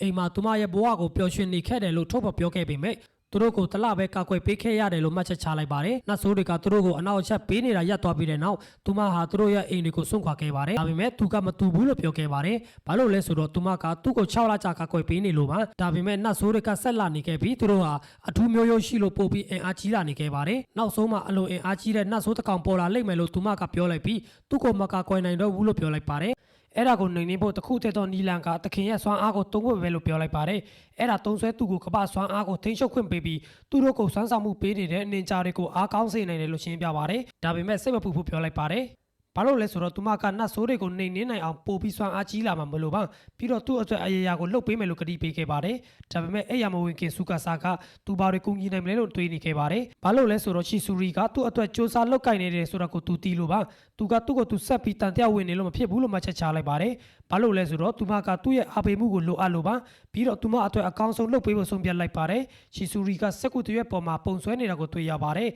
်ကာနာကသူမကိုတွေ့ပြီးဘာလုပ်နေတာလဲလို့မေးလိုက်ပါတယ်ဒါကြောင့်သူမကခွေးကလေးမလေးလို့ခေါ်တဲ့ဂိမ်းတစ်ခုကိုသွေးနေတယ်လို့ပြောပြလိုက်ပါတယ်ပြီးတော့သူမမကစားနိုင်ခဲ့လို့သူ့ရဲ့အုံနောက်ထဲမှာနာမည်ကြီးတဲ့စက်ဝင်ခန်းတစ်ခုကိုပြန်လည်ဖန်တီးဖို့ကြိုးစားနေပါတယ်ဒါပေမဲ့သူမရဲ့အနားယူချိန်ပြီးသွားပြီဆိုတာကိုသိလိုက်ရလို့သူမရဲ့ကိုယ်ပိုင်ဆန္ဒတွေကိုဖယ်ရှားဖို့ဂျီစုတစ်ခုကိုတုံးပြီးချက်ချင်းအလုပ်ပြန်ဝင်လိုက်ပါတယ်အစင်မြင့်နှက်ဆိုးနှကောင်စီကိုကူးပြောင်းသွားခဲ့ပါတယ်သူတို့ကအင်အားကြီးမှလို့မယုံနိုင်ဖြစ်နေခဲ့တဲ့နင်ဂျာအုပ်စုတစ်စုကိုအနိုင်ယူလိုက်ပါတယ်ကီရာလို့ခေါ်တဲ့သူတို့ထဲကတယောက်ကအလုတ်ကအရန်လွှဲတယ်လို့ပြောလိုက်ပါတယ်ဒါပေမဲ့သူမရဲ့အပေါ်ခရီနာကသူမချုပ်ပွားသွားတယ်လို့ပြောလိုက်ပြီးသူတို့ခိုးထွက်လာတာမို့တတိထားဖို့လိုတယ်လို့တတိပေးလိုက်ပါတယ်သူမကကာမိုနိုရိုက်လို့ခေါ်တဲ့ကရိယာတစ်ခုကိုတုံးလိုက်ပြီးအစစ်နှိပ်နှက်ဆိုးတွေရဲ့မှတ်ဉာဏ်တွေကိုဖမ်းလိုက်ပါတယ်ပြီးတော့ဆူကာဆာကိုတွေ့တော့သူ့ကိုသူတို့ရဲ့နောက်ပြမအဖြစ်တတ်မှတ်ဖို့ဆုံးဖြတ်လိုက်ပါတယ်။ချီဆူရီကဟီနာကိုမန်အတာအစီတာလီစမန်တစ်ခုကိုပေးခဲ့ပါတယ်။ဒါပေမဲ့သူမကအဲ့ဒါကိုလက်မခံခဲ့ပါဘူး။ဘာလို့လဲဆိုတော့ချီဆူရီကအဲ့ဒါကိုရဖို့ဘယ်လောက်ကြိုးစားခဲ့လဲဆိုတာကိုသူမသိခဲ့လို့ပါ။သူမကိုအနားယူဖို့ပြောခဲ့ပေမဲ့ချီဆူရီကသူမဆွဲထားတဲ့ပုံတွေကိုပြတော့ဟီနာကသူမစိတ်မမှန်တော့ဘူးဆိုတာကိုသိလိုက်ရပါတယ်။သူမငိုဖို့စတင်လိုက်ပေမဲ့ချီဆူရီကသူမရဲ့အားအင်ကုန်သွားပြီးမှရဖို့ပြောခဲ့ပါတယ်။ဒါကြောင့်သူမရဲ့ကန်ဆိုးမှုလှုပ်ဆော်ခံရရင်တည်သွားနိုင်ပါတယ်။သူမကသူမရဲ့ကိန်းသက်ကအထူးပွဲတစ်ခုကိုလွတ်တော့မှမို့စိတ်ဓာတ်ကျနေတယ်ဆိုတာကိုပြောပြလိုက်ပါတယ်။အဲ့ဒီပွဲမှာသူမအမြဲလိုရှင်ခဲ့တဲ့ရွှေရောင်ရှိပါအင်နုကိုရဖို့အခွင့်အရေးရှိပါတယ်။ဒီနာကသူမကိုကိန်းကစားဖို့ပြောပေမဲ့သူမကအတုံးမချတော့ဘူးဆိုတာကိုရက်တက်ချင်တယ်လို့မှတ်ချက်ချလိုက်ပါတယ်။ပြီးတော့ဆူကာဆာအတွက်အကောင်းဆုံးလုပ်ပေးဖို့ဆုံးဖြတ်ထားခဲ့ပါတယ်။ဒါပေမဲ့တိုရှူကရုတ်ရက်ဟီနာကိုသူ့ရွှေရောင်ရှိပါအင်နုကိုရခဲ့တယ်လို့ပြောလိုက်တော့ချီဆူရီကမနာလိုဖြစ်ပြီးထွက်ပြေးသွားခဲ့ပါတယ်။အာယာကနတ်ဆိုးတကောင်နဲ့တက်ခိုက်ဖို့ပြင်ဆင်နေတာကိုတွေ့ရပါတယ်။ဒါပေမဲ့သူကချီဆူရီစီကတည်င်းစကားတစ်ခုရောက်လာတာကိုသိလိုက်ရပါတယ်။ဒါကြောင့်သူကနတ်ဆိုးကိုချက်ချင်းနှိမ်နှင်းလိုက်ပြီးသူမကသူ့ကိုလာလဲစေရှင်းနေဆိုတာကိုသိလိုက်ရပါတယ်။ဒါကြောင့်သူမရဲ့တိုက်ခန်းကိုအလင်းအမြန်ပြေးသွားခဲ့ပေမဲ့သူမဘာလို့သူ့ကိုတွေ့ရှင်တာလဲလို့တွေးနေခဲ့ပါတယ်။သူမကသူ့ကိုဒုက္ခပေးပြီးဆူရှောက်မယ်လို့တွေးနေခဲ့ပါတယ်။ဒါပေမဲ့သူမပုံမှန်အတိုင်းမဟုတ်ဘူးဆိုတာကိုသိလိုက်ရပြီးသူမကိန်းကစားတာကိုရက်လိုက်ပြီလို့ပြောပြလိုက်ပါတယ်။ ဒါကြောင့်သူမရဲ့အားလက်ချိန်မှာဘာလို့ရမှမသိခဲ့ပါဘူးသူမကိုဂိမ်းပြန်ကစားဖို့မဆွဲဆောင်နိုင်အောင်သူမရဲ့ဖုန်းကိုဖျက်ဆီးပစ်ဖို့သူ့ကိုပြောပါတယ်ပြီးတော့အဲ့ဒါကသူမအတွက်အရေးကြီးတဲ့ဆိုတာကိုသူသိနေခဲ့ပေမဲ့ဘာလို့သူ့ကိုပေးနေတာလဲလို့တွေးနေပါတယ်ဒါပေမဲ့သူမကသူ့ကိုယုံကြည်တယ်လို့ပြောလိုက်ပါတယ်ဘာလို့လဲဆိုတော့သူမကိုသူမရဲ့ရွာကနေပုံးချောင်ဖို့သူကူညီနေတယ်ဆိုတာကိုသူမသိလို့ပါပြီးတော့သူဟာကာမယူတယောက်လိုပြုတ်မှုနေခဲ့ပေမဲ့သူမကိုတစ္ဆာရှိတယ်လို့မှတ်ချက်ချလိုက်ပါတယ်သူမကသူ့ကိုနောက်ဆုံးမှမှတ်မိသွားလို့ဒါကိုကြားတော့သူမမျက်နှာရဲသွားခဲ့ပါတယ်ဒါပေမဲ့သူမပြန်ပြီးအာယုံလွင့်နေတာကိုသိလိုက်ရပါတယ်ချီဆူရီအိမ်ပြန်လာတာကိုတွေ့ရပေမဲ့စူကာဆာကမရောက်သေးဘူးဆိုတာကိုသိလိုက်ရလို့သူပြန်မလာခင်ချက်ပြုတ်ဖို့ဆုံးဖြတ်လိုက်ပါတယ်ဒါပေမဲ့နောက်ဆုံးမှအိပ်ပျော်သွားခဲ့ပါတယ်စူကာဆာပြေးနေတာကိုတွေ့ခဲ့ရပေမဲ့အစစ်မြစ်နှက်ဆိုးတွေကရုတ်တရက်သူ့နောက်မှာပေါ်လာခဲ့ပြီးသူတို့နဲ့မလိုက်ရင်သူ့ကိုတတ်မယ်လို့ချိန်ချောက်လိုက်ပါတယ်ကီရာကသူ့မှာအခွင့်အရေးမရှိဘူးလို့ပြောလိုက်ကဘာလို့လဲဆိုတော့သူ့ရဲ့စွမ်းအားတွေဘယ်လိုတုံးရမှမသိလို့ပါဒါပေမဲ့ချီဆူရီကရုတ်တရက်သူ့ကိုကယ်တင်ဖို့ရောက်လာခဲ့ပါတယ်ခရီနာကသူမကိုသူမရဲ့ရွာရဲ့ခေါင်းဆောင်အဖြစ်မှတ်မိပါတယ်။ကီရာကသူမနဲ့တိုက်ခိုက်ဖို့မျှော်လင့်နေခဲ့ပေမဲ့ခရီနာကအစစ်နှိမ်နှက်ဆိုးတကောင်တင်ထားတဲ့ဗီဒီယိုတစ်ခုကိုသူမကိုပြလိုက်ပါတယ်။သူတို့ဟာချီဆူရီအိမ်မှာရှိနေတော့စူကာဆာကိုအယရာလုတ်ခိုင်းနေတယ်ဆိုတာကိုသိလိုက်ကြပါတယ်။ဒါကြောင့်ကီရာကသူ့ကိုစိတ်မကောင်းဖြစ်ခဲ့ပြီးသူ့ကိုတေတာတဲ့ပြန်ပေးဆွဲမှုတစ်ခုလုပ်ပေးမယ်လို့ကတိပေးလိုက်ပါတယ်။သူမကချီဆူရီနဲ့တိုက်ခိုက်ဖို့ပြင်ဆင်နေခဲ့ပြီးခရီနာကဘယ်သူမှဝင်မနောက်ချက်နိုင်အောင်မှန်အသားစီးတစ်ခုကိုဖန်တီးလိုက်ပါတယ်။ချီဆူရီကအလင်းအမြန်ပြေးဝင်လာခဲ့ပေမဲ့ကီရာကတံပြန်တိုက်ခိုက်လိုက်ပြီးသူမကိုအလွယ်တကူအနိုင်ယူလိုက်ပါတယ်။ပြီးတော့ထွက်ပြေးလာတဲ့နင်ဂျာတယောက်ကိုသူမချုံးမှမဟုတ်ဘူးလို့ပြောလိုက်ပါတယ်။ဇလန်ကကာနာစီကိုကူးပြောင်းသွားခဲ့ပြီးတခြားအစီခံမလေးတွေကသူမအလုတ်ကောင်းလုပ်နေတယ်လို့ပြောနေကြပါတယ်။ဒါပေမဲ့ဟာဆူကီကရုတ်တရက်ရောက်လာခဲ့ပြီးကာနာကသူမကိုဘာဖြစ်ခဲ့တာလဲလို့မေးပါတယ်။ဘာလို့လဲဆိုတော့သူမအလွန်ဆိုးရွားတဲ့အရှိအနီမှာရှိနေပုံရလို့ပါ။ဒါကြောင့်သူမကကာနာကိုအဆင်ပြေတယ်လို့ပြောလိုက်ပြီးမြဲသူမရဲ့အကူအညီလိုအပ်တယ်လို့ပြောလိုက်ပါတယ်။ရှီဆူရီမြေပြင်ပေါ်မှာလဲနေတာကိုတွေ့ရပြီးစူကာဆာကသူမဘေးကိုအလင်းအမြန်ပြေးသွားလိုက်ပါတယ်။ကီရာကသူ့ကိုတတ်ဖို့ပြင်ဆင်နေခဲ့ပေမဲ့ရှီဆူရီကသူမရဲ့တိုက်ခိုက်မှုတွေကိုလွဲချောင်လိုက်ပြီးသူမကစူကာဆာကိုတတ်ခွင့်မပေးဘူးလို့ပြောလိုက်ပါတယ်။သူမကသူ့ကိုလွတ်မြောက်အောင်မကူညီနိုင်ခဲ့လို့နင်ဂျာတယောက်အနေနဲ့သူမချုံသွားပြီလို့တွေးနေခဲ့ပါတယ်။ဒါပေမဲ့ကီရာကသူမကိုဆက်တိုက်တက်ခိုက်နေခဲ့တာကြောင့်သူမကသူမရဲ့ပောက်ကွဲစေတတ်တဲ့တာလီစမာတွေကိုတုံးလိုက်ပြီးသူတို့နှစ်ယောက်လုံးပောက်ကွဲမှုထဲပါသွားပါတယ်။စူကာဆာကသူမကိုစိုးရိမ်နေခဲ့ပြီးသူမကဒါဖြစ်လာမယ်ဆိုတာကိုသိပြီးသားလို့ပြောခဲ့ပေမဲ့သူနဲ့ဆက်လက်အတူနေရှင်လို့ဘာမှမလုပ်ခဲ့ပါဘူး။သူမကသူဟာသူမကိုသူမဖြစ်တဲ့အတိုင်းလက်ခံခဲ့တဲ့ပထမဆုံးလူဖြစ်ပြီးသူနဲ့အတူကုံဆုံးခဲ့တဲ့အခက်အခဲတိုင်းကိုနှိမ့်သက်ခဲ့လို့သူမရဲ့အသက်နဲ့သူ့ကိုကာကွယ်ရှင်တယ်လို့ပြောပါတယ်။ကီရာကသူမကိုတုတ်တင်တော့မဲ့အချိန်မှာ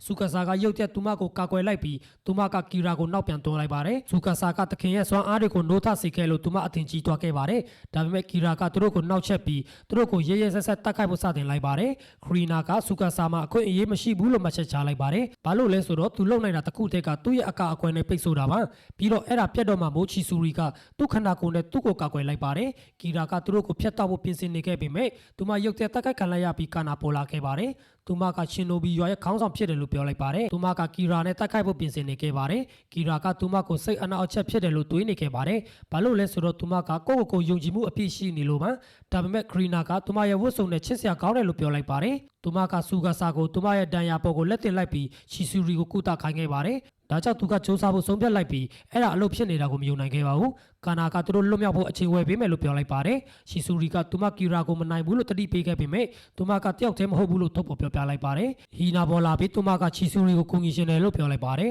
။ဘာလို့လဲဆိုတော့သူမအတွက်အများကြီးလုပ်ပေးခဲ့လို့ပါ။အာယာကလည်းသူတို့နဲ့ပူးပေါင်းပြီးချီဆူရီကိုသူ့ဖုန်းကိုပြန်ပေးပါတယ်။ပြီးတော့သူမရဲ့ဂိမ်းသက်ကကြောက်မဲ့တနာတွေကိုသူကူညီစုဆောင်ပေးခဲ့လို့သူမချေနာတဲ့အထိကာရှာကိုဆွဲနိုင်တယ်လို့ပြောပါတယ်။ဒါကိုကြားတော့သူမစိတ်လှုပ်ရှားသွားခဲ့ပြီးသူ့ရဲ့အကူအညီအတွက်ကျေးဇူးတင်လိုက်ပါတယ်။လူတိုင်းတိုက်ခိုက်ဖို့ပြင်ဆင်နေခဲ့ကြပါပြီ။ကာနာကဟီနာကိုအာရုနာယာကိုကာကွယ်ဖို့ပြောပါတယ်။ဒါပေမဲ့ဟီနာကအစပြုအဆင့်နေကြီးစုတွေကိုပဲတုံးနေတာကိုသူမမယုံနိုင်ခဲ့ပါဘူး။သူမကအဆင့်မြတ်နီးစနစ်တွေကိုမတုံးနိုင်ဘူးလို့ဝန်ခံခဲ့ပေမဲ့လူတိုင်းကိုအထင်ကြီးစေတဲ့အေယာမမီးတိုင်ကြီးတစ်ခုကိုဖန်တီးလိုက်ပါတယ်။ကာနာကသူမဘလောက်အင်အားကြီးလဲဆိုတာကိုမယုံနိုင်ခဲ့ပါဘူး။ဒါပေမဲ့သူမအလွန်အကျွံလှုပ်လိုက်သလားလို့မေးလိုက်ပြီးသူမအောက်ထားဖို့ကြိုးစားခဲ့တယ်လို့ပြောပြလိုက်ပါတယ်။ဒါပေမဲ့အာယာကသူမကိုအားအကောင်ဆုံးတိုက်ခိုက်မှုနဲ့သူ့ကိုတိုက်ခိုက်ဖို့ပြောခဲ့ပါတယ်။သူကသူတို့ထဲကတယောက်ကိုဆွဲဆောင်နေတော့မှာပေါ့။မိန်းကလေးတွေကသူတည်သွားမှာကိုစိုးရိမ်နေခဲ့ကြပါတယ်။ဒါပေမဲ့သူကသူ့သခင်အတွက်အသက်ကိုစသေးဖို့ဆန္ဒရှိတယ်လို့ပြောပြလိုက်တော့သူတို့ကသူ့ရဲ့ဆုံးဖြတ်ချက်ကိုလေးစားကြပါတယ်။ဒါပေမဲ့သူတကယ်တော့ခန်းစားချင်ရုံတက်တက်ပဲဆိုတာကိုတီးလိုက်ကြပါတယ်။သူအလင်းများပြေးထွက်သွားခဲ့ပြီးခရီနာကိုလိုက်ဖမ်းဖို့စတင်လိုက်ပါတယ်။သူစိတ်လှုပ်ရှားလေတော့ ကီရာကသူယူနေပြီဆိုတာကိုသိလိုက်ရပါတယ်